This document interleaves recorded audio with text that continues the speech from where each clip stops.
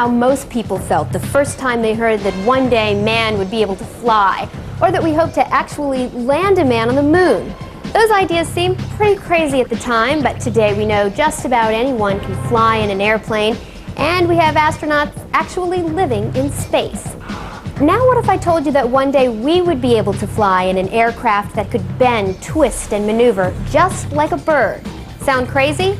Well, I spoke with Anna McGowan at the NASA Langley Research Center, who's working to incorporate something called morphing technology into aircraft. And these morphing technologies could turn those crazy ideas into reality. Morphing is looking at really advanced materials and other technologies that will make airplanes even better than they are today. We got the word morphing actually from the word metamorphosis. The word morph means to change, and we're using a lot of advanced materials and technologies to make airplanes change from one configuration to the other.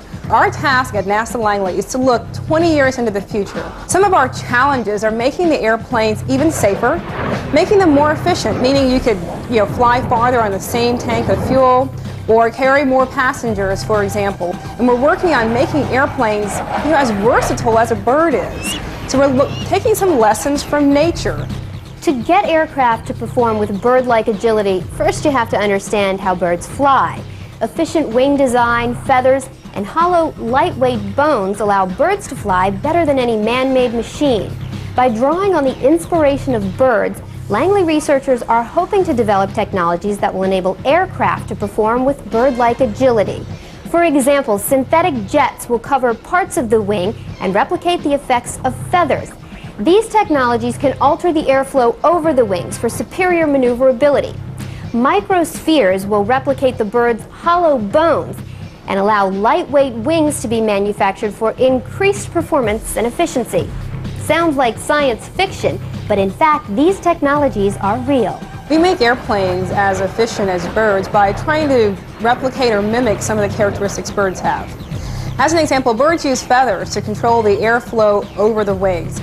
We are doing that by using what are called synthetic jets. Synthetic jets suck in their own air and then pump it out very quickly, creating a fluctuating plume of air. This little plume of air basically simulates what a feather would do.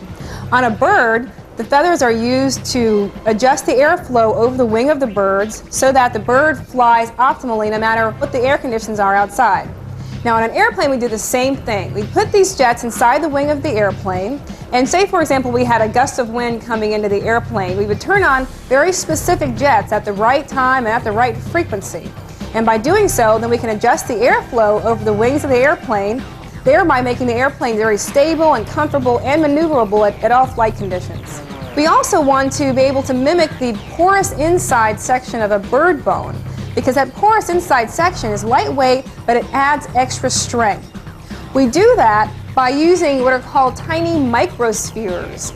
We would take these microspheres and actually inject them into a composite material. And once we inject them in, we would use heat to fuse them together. So therefore, we could achieve a lightweight structure that is also very strong, which is the same thing that birds use when they fly. Anna, besides birds, are there any other designs inspired by nature? Well, we're also looking to the water for some inspiration from nature. Fish and shark and whales swim very efficiently in the water. And the flow of water over the skin of a shark is very similar to the flow of air over the wings of an airplane. If you look at shark skin under a microscope, you'll actually see a bunch of little teeny grooves. So our hope at NASA Langley is that perhaps our material scientists can create the same groove-like material, and we can apply that to the skin of airplanes and make them much better flyers. We're also looking at flapping wing airplanes, believe it or not. This design was inspired by the wings of a hummingbird. If you use an airplane that does not have flapping wings, you have to have two things, an engine and wings.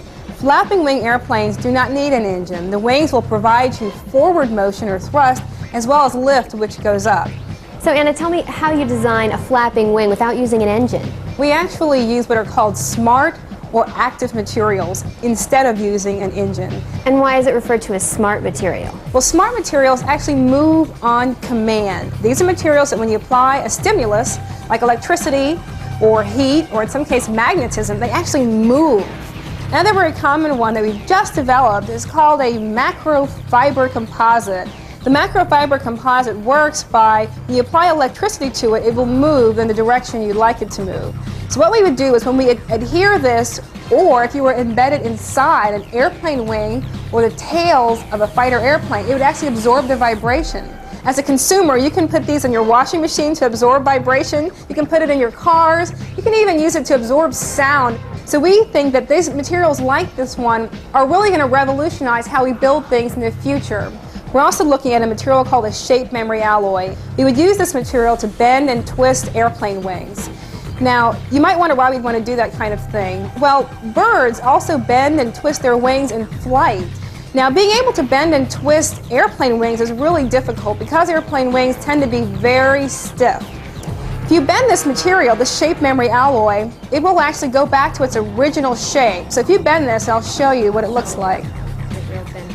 Then I'm going to apply this lighter to it, and you can watch it go back to its original shape.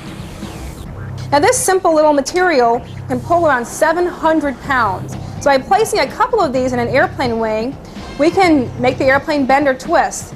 We hope that by flying more like a bird does, we can save a lot of money on fuel, as well as reduce the complexity of the mechanisms within the airplane wing.